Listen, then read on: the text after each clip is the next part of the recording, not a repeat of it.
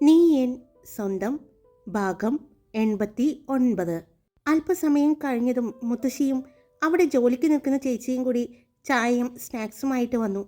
മക്കൾ താഴേക്ക് വന്നു അല്ലേ? ഞാൻ കേട്ടായിരുന്നു ശബ്ദം, മുത്തശ്ശി പറഞ്ഞു. അത് മുത്തശ്ശി മാത്രമല്ല, ദാ ആ മുറ്റത്ത് നിൽക്കുന്ന ഡ്രൈവർമാരെ വരെ കേട്ടിട്ടുണ്ടാവും, റോയി പറഞ്ഞു. നിനക്ക് എന്താ കുഴപ്പം? മുത്തശ്ശൻ ചോദിച്ചു. എനിക്ക് കുഴപ്പമൊന്നുമില്ല. അവൻ ചെറിയൊരു പിണക്കത്തോടെ സാരംഗിയെ നോക്കി. ആ സമയം സാരംഗിയും അവനെ നോക്കിയിരുന്നു.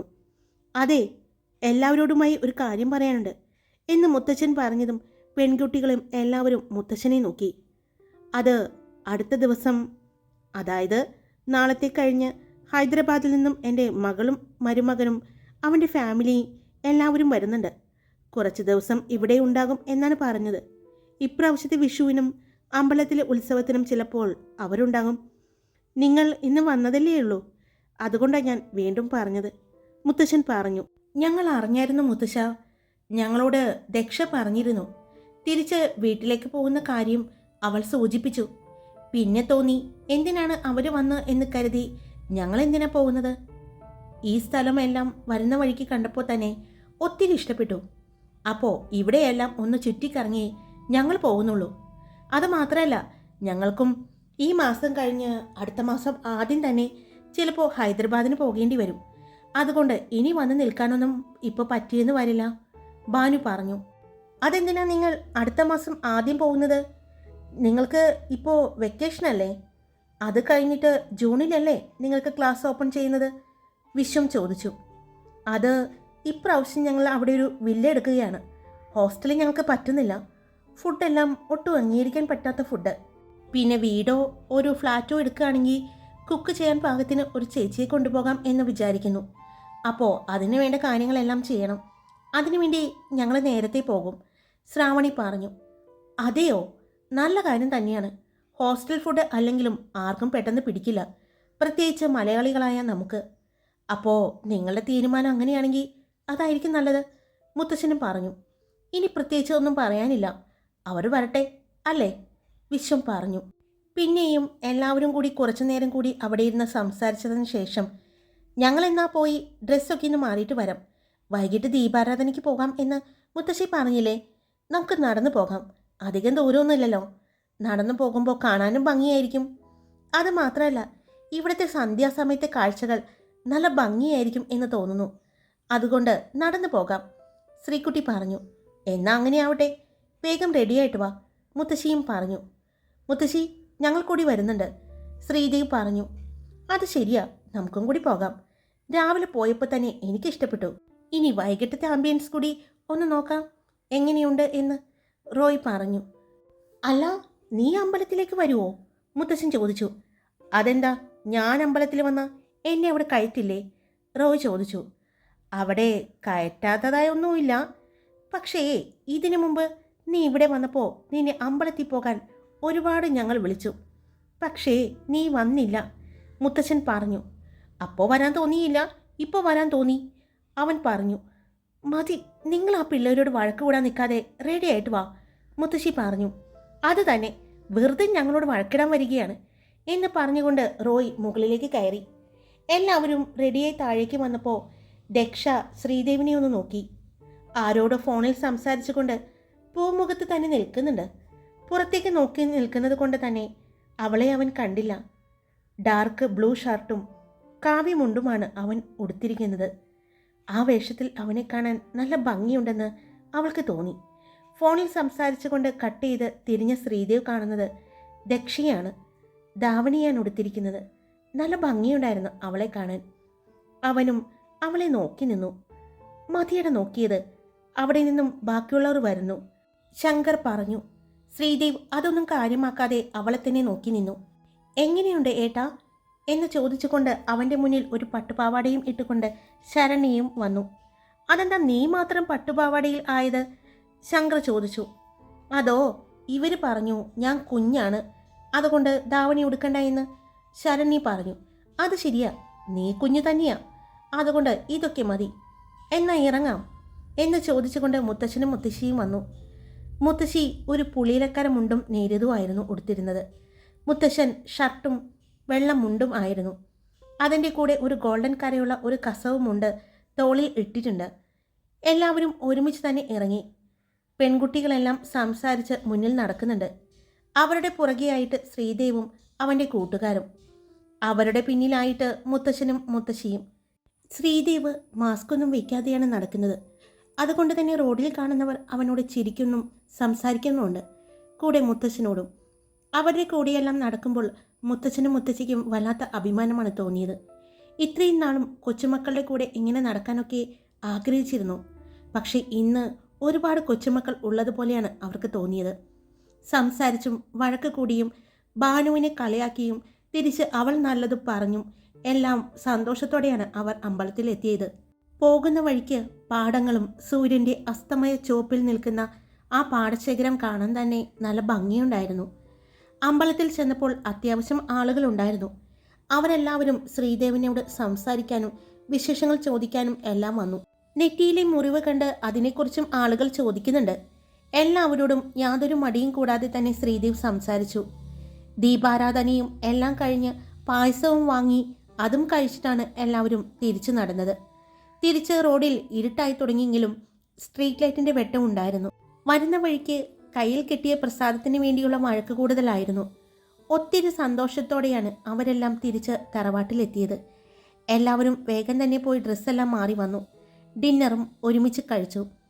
അതിനിടയ്ക്ക് ശ്രീദേവ് ദക്ഷയെ കാണാനും സംസാരിക്കാനും എല്ലാം ശ്രമിക്കുന്നുണ്ടെങ്കിലും കൂട്ടുകാർ കൂടി എത്തിയതോടുകൂടി അവൾ അവനെ പിടികൊടുക്കാതെ മാറി നടക്കുകയാണ്. അതവന് മനസ്സിലാകുന്നുമുണ്ട്. ഭക്ഷണം കഴിച്ച് എല്ലാവരും കിടക്കാനായി മുകളിലേക്ക് പോയി. അപ്പോഴാണ് ദക്ഷയുടെ ഫോൺ റിങ് ചെയ്തത്. മുറിയിൽ എല്ലാവരും കൂടി ബഹളമായതുകൊണ്ട് അവൾ ഫോണും എടുത്തുകൊണ്ട് ഇടനാഴിയിലെ ചാരുപടിയിൽ വന്നിരുന്നു. വീട്ടിൽ നിന്നുമായിരുന്നു. എല്ലാവരോടും സംസാരിച്ചു. മുത്തശ്ശിയോടും അമ്മയോടും അച്ഛനോടും എല്ലാവരോടും സംസാരിച്ചു. അവർ വിഷുവിന് എത്താമെന്നും പറഞ്ഞു. അതിനുശേഷം ദേയെയും വിളിച്ച് സംസാരിച്ച് ഫോൺ കട്ട് ചെയ്ത് എഴുന്നേൽക്കാൻ പോയതും അവളുടെ കയ്യിൽ ഒരു പിടി വീണു. പെട്ടെന്ന് അവൾ മുഖമുയർത്തി നോക്കിയപ്പോൾ അവളുടെ പുറകിൽ നിൽക്കുന്ന ശ്രീദേവിനെയാണ് അവൾ കാണുന്നത്. അവൾ ചുറ്റും നോക്കി, ആരെങ്കിലും കാണുന്നുണ്ടോ എന്ന്. ആരും കാണുന്നില്ല എന്ന് തോന്നിയെങ്കിലും പേടിയുണ്ടായിരുന്നു. കയ്യിൽ പിടിച്ച് ഒന്നും മിണ്ടാതെ അങ്ങനെ തന്നെ നോക്കി നിൽക്കുന്ന ശ്രീദേവിനെ നോക്കിയതും അവൻ പെട്ടെന്ന് അവളെ പിടിച്ച് വലിച്ച് ഒരു റൂമിലേക്ക് കയറ്റി വാതിലടച്ചു. അവളെ ചേർത്ത് പിടിച്ചു. എന്താ എന്നെ മൈൻഡ് ചെയ്യാതെ പോകുന്നത്? കൂട്ടുകാർ വന്നപ്പോൾ ജാടയാണോ? വരാലിനെ പോലെ തെന്നി തെന്നി പോകുന്നു, അവൻ പറഞ്ഞു. അപ്പോഴും അവൻ അവളെ ചേർത്ത് പിടിച്ചിരുന്നു. അവളൊന്നും മിണ്ടാതെ നിൽക്കുന്നത് കണ്ടതും അവൻ അവളുടെ കവളിൽ കുത്തിപ്പിടിച്ചു. അവളുടെ മുഖം ഉയർത്തി. അവളെ വേദനിപ്പിക്കാതെയാണ് അവൻ പിടിച്ചത്. പറയ് ദക്ഷ, അവൻ അവളുടെ കണ്ണുകളിൽ നോക്കിക്കൊണ്ട് ചോദിച്ചു. അത് പിന്നെ അവരൊക്കെയല്ലേ, പെട്ടെന്ന് അവർക്ക് മനസ്സിലാവും, അതുകൊണ്ടാ ഞാൻ. അവൾ പറഞ്ഞു. മനസ്സിലായി. അതിനെന്താ, ആരെയും ഒളിച്ചു വെച്ച് നടക്കാൻ ഞാൻ ആഗ്രഹിച്ചിട്ടില്ല. പിന്നെയും ഒളിച്ചു വയ്ക്കേണ്ടത് മീഡിയക്കാരെയാണ്, അതും വളരെ കുറച്ച് സമയം. എൻ്റെ പെണ്ണിൻ്റെ പ്രൈവസി ഓർത്ത് മാത്രം ഒളിച്ചു വെച്ചാൽ മതി. പക്ഷേ നീ ശ്രീദേവിൻ്റെ സ്വന്തമായി കഴിഞ്ഞാൽ അതൊന്നും ഞാൻ നോക്കില്ല, അവൻ പറഞ്ഞു. ഇന്ന് ഒത്തിരി സന്തോഷമായോ? അവൻ അവളുടെ കവളിൽ തലോടിക്കൊണ്ട് ചോദിച്ചു. അമ്പലത്തിൽ എൻ്റെ ഒപ്പം വന്നപ്പോൾ അവൻ വീണ്ടും ചോദിച്ചു. ഒരുപാട് സന്തോഷമായി. അമ്പലത്തിൽ ചെന്ന് നടയിൽ നിൽക്കുമ്പോഴും എന്നോട് ചേർന്ന് നിന്നില്ലേ? ഞാൻ ശരിക്കും എത്ര ആഗ്രഹിച്ചെന്നറിയോ? അവൾ ചോദിച്ചു. എനിക്കറിയാലോ, അതുകൊണ്ടല്ലേ ഞാൻ ചേർന്ന് നിന്നത്. ഇതുപോലെ എപ്പോഴും പറ്റിയെന്ന് വരില്ല, അതുകൊണ്ട് പറ്റുന്ന സമയങ്ങളിലെല്ലാം ഞാൻ ഇതുപോലെ ചേർത്ത് പിടിച്ചോളാം, ചേർന്ന് നിന്നോളാം, അവൻ പറഞ്ഞു. എൻ്റെ സ്വാർത്ഥതയാണ് നിന്നെ തടവറയിൽ ആക്കുന്നത് എന്നൊന്നും തോന്നരുത്. അത്രയ്ക്ക് ഇഷ്ടം കൊണ്ടാണ് ഇങ്ങനെ ചേർത്ത് പിടിക്കുന്നത്. അതുകൊണ്ട് മാത്രമാണ് നിനക്ക് പലതും ആസ്വദിക്കാൻ പറ്റാതെ പോകുന്നതും. നീ പറഞ്ഞത് ശരിയാണ്. മറ്റുള്ളവരെ പോലെ എനിക്ക് നിന്നെയും കൊണ്ട് പബ്ലിക്കിൽ ഇറങ്ങി നടക്കാൻ പറ്റില്ല. പക്ഷേ പറ്റുന്ന സമയങ്ങളിലെല്ലാം ഞാൻ നിന്നെ ഇങ്ങനെ ചേർത്ത് പിടിച്ചോളാം. അത്രയ്ക്ക് ഇഷ്ടമായത് കൊണ്ടാടി പെണ്ണെ. അവൻ അവളുടെ ഇടുപ്പിലൂടെ ചേർത്ത് അവൻ്റെ ദേഹത്തേക്ക് ചേർത്ത് നിർത്തിയിരിക്കുകയാണ്. അവൻ പറഞ്ഞു വരുന്നത് അവൻ്റെ വിഷമമാണെന്ന് അവൾക്ക് മനസ്സിലാകുന്നുണ്ടായിരുന്നു. എനിക്ക് സങ്കടമൊന്നുമില്ല, പിന്നെ എപ്പോഴും എന്നെ കൈപിടിച്ച് കൂടെ ഉണ്ടാകണമെന്നൊന്നും ഞാൻ നിർബന്ധിക്കില്ല, വാശിയുമില്ല. പക്ഷേ കിട്ടുന്ന സാഹചര്യങ്ങളിൽ എൻ്റെ കൂടെ സമയം ചെലവഴിക്കാൻ പറ്റണം, അല്ലാതെ ഞാനൊരു സിനിമാ നടൻ്റെ പ്രണയിനിയാണ്, ഭാര്യയാണ് എന്ന് കരുതി എനിക്ക് പല സ്ഥലങ്ങളിലും പല ഫങ്ഷൻസിനും ഒറ്റയ്ക്ക് പോകേണ്ടി വരരുത്. എൻ്റെ ഭർത്താവ് തിരക്കിലാണ്, അദ്ദേഹം ഷൂട്ടിലാണ്, അദ്ദേഹം ഇവിടെയില്ല, അങ്ങനെയൊക്കെ പറഞ്ഞ് ഒറ്റയ്ക്ക് പോയി നിൽക്കാൻ എനിക്ക് വയ്യ. അങ്ങനെയൊക്കെ ഇഷ്ടപ്പെടുന്നവരുണ്ടാകും, അതൊക്കെ അഡ്ജസ്റ്റ് ചെയ്യുന്നവരും ഉണ്ടാകും. പക്ഷേ ഞാൻ അങ്ങനെയല്ല. ഏറ്റവും പ്രിയപ്പെട്ടവരുടെ കൂടെ ആഘോഷങ്ങളിലും പിന്നെ കൂടെ ആവശ്യമായി വരുന്ന ചില സമയങ്ങളിൽ, ആ സമയങ്ങളിൽ എൻ്റെ കൂടെ ഉണ്ടാവുകയും ചെയ്യണം. മാത്രമല്ല നിങ്ങൾക്കും അത് മിസ് ചെയ്യും. അങ്ങനെ പല കാര്യങ്ങളും. അതുകൊണ്ടാണ് ഞാൻ പറയുന്നത്. പിന്നീട് തിരിച്ചു പിടിക്കാൻ നമുക്ക് പറ്റില്ല. ഞാൻ പറഞ്ഞില്ലേ ദയ ചേച്ചി, പല ഞങ്ങളുടെ വീട്ടിലെ ഫങ്ഷൻസിനും ആഘോഷങ്ങളിലും പങ്കെടുക്കാൻ പറ്റാതെ വീഡിയോ കോളിലൂടെയും ഫോട്ടോകളിലൂടെയും കണ്ട് തൃപ്തിപ്പെടുന്നത് ഞാൻ കണ്ടിട്ടുണ്ട്. അതുകൊണ്ടാണ് ഞാൻ അങ്ങനെ പറഞ്ഞത്. ചേച്ചിയുടെ സങ്കടം എനിക്ക് മനസ്സിലാക്കാൻ പറ്റിയിട്ടുണ്ട്. പലപ്പോഴും ആളുകൾ നോക്കുമ്പോൾ എന്താ, അവൾ ഒരു സിനിമാ നടി, ഒരുപാട് പണമുണ്ട്, പുറത്തിറങ്ങിയാൽ ആളുകൾ തിരിച്ചറിയുന്നു, പിന്നെ എന്താ വേണ്ടത് എന്നെല്ലാം ചിന്തിക്കുന്നവരുണ്ടാവും. പക്ഷേ പണം നമുക്ക് വേറെ പല ജോലികളിലൂടെയും ഉണ്ടാക്കാം. പക്ഷേ ഈ കടന്നു പോകുന്ന സമയം, ആ സമയം നമുക്ക് തിരിച്ചു പിടിക്കാൻ പറ്റില്ല. അതുകൊണ്ടാണ് അവൾ പറഞ്ഞു. അവൾ പറയുന്നത് സത്യമാണെന്ന് അവനും അറിയാം.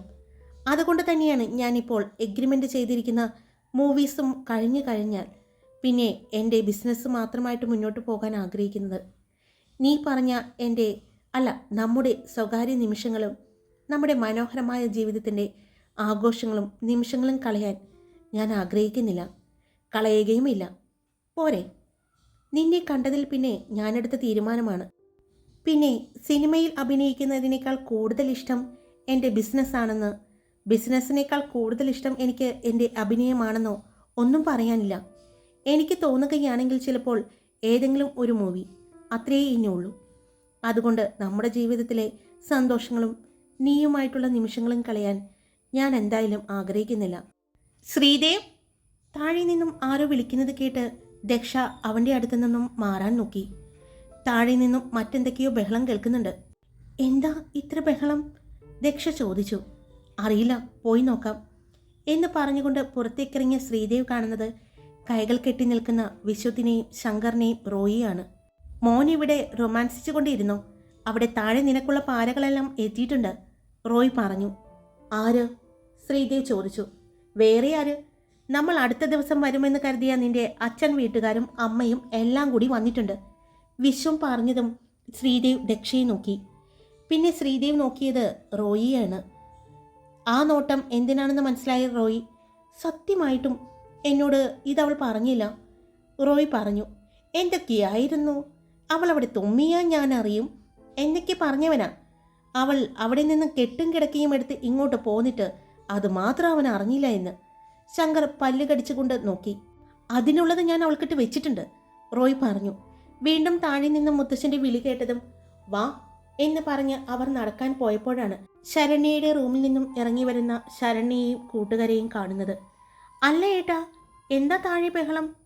ഓ അതോ, ഹൈദരാബാദിൽ നിന്ന് കുറച്ച് മിസൈലുകൾ വന്ന് ഇവിടെ വീണതാ, റോയ് പറഞ്ഞു. ഹൈദരാബാദിൽ നിന്നോ? അപ്പോൾ അവരെല്ലാം വന്നോ? ശരണ്യ ചോദിച്ചു. എത്ര പെട്ടെന്ന് മിസൈലുകൾ എന്ന് പറഞ്ഞപ്പോൾ തന്നെ അവൾക്ക് മനസ്സിലായത്, വിശ്വം പറഞ്ഞു. വാ പോയി നോക്കാം എന്ന് പറഞ്ഞ് അവരെല്ലാവരും കൂടി ഒരുമിച്ചാണ് നടന്നത്. പടികളിറങ്ങി അവരെല്ലാവരും താഴേക്ക് വന്നപ്പോഴേ കണ്ടു ഹാളിൽ ഇരിക്കുന്ന ദാദാ, ദാദി, അമ്മ, അച്ഛൻ, പിന്നെ ബാക്കിയുള്ള എല്ലാവരെയും. അവരും കണ്ടു മുകളിൽ നിന്നും പടികൾ ഇറങ്ങി വരുന്നവരെ. അവരുടെ പുറകെ ഇറങ്ങി വരുന്ന ദക്ഷയെയും കൂട്ടരെയും കണ്ടപ്പോൾ ദാദയും അടക്കം എല്ലാവരും പരസ്പരം നോക്കി.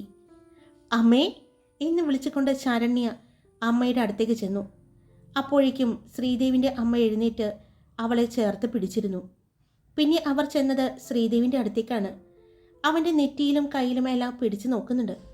കുഴപ്പമൊന്നുമില്ല അമ്മ, മാറി വരുന്നു, അവൻ പറഞ്ഞു. നിങ്ങളെന്താ പെട്ടെന്ന്? നാളെ അല്ലെങ്കിൽ മറ്റന്നാൾ വരുമെന്നല്ലേ പറഞ്ഞത്? ശ്രീദേവ് ചോദിച്ചു. അത് നിനക്കൊരു സർപ്രൈസ് ആകട്ടെ എന്ന് പറഞ്ഞ് അവരെല്ലാവരും കൂടി പ്ലാൻ ചെയ്തതാണ്. അമ്മ അല്പം അനിഷ്ടത്തോടെയാണ് അത് പറഞ്ഞത്. എന്നാലും അമ്മയ്ക്കൊന്ന് വിളിച്ച് പറയായിരുന്നു അത്. ശ്രീദേവ് വളരെ പതിയാണ് പറഞ്ഞത്. ഞാൻ വിളിച്ച് പറയണമെന്ന് കരുതിയതാണ്, പക്ഷെ അച്ഛൻ സമ്മതിച്ചില്ല. അച്ഛൻ പഴയ അച്ഛനല്ല.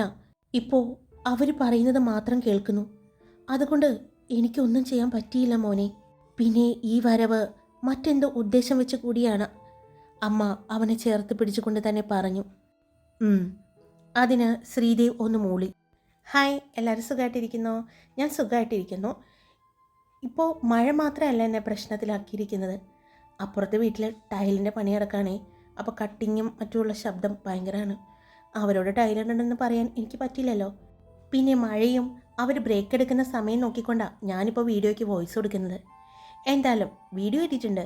അപ്പോൾ നിങ്ങൾക്ക് ഇഷ്ടപ്പെട്ട ലൈക്ക് ചെയ്യാനും നിങ്ങളുടെ അഭിപ്രായങ്ങൾ കമൻറ്റ് ചെയ്യാനും സബ്സ്ക്രൈബ് ചെയ്യാതെ കേൾക്കുന്നവരുണ്ടെങ്കിൽ സബ്സ്ക്രൈബ് ചെയ്യാനും മറക്കല്ലേ. Love you all. It's me Karthika.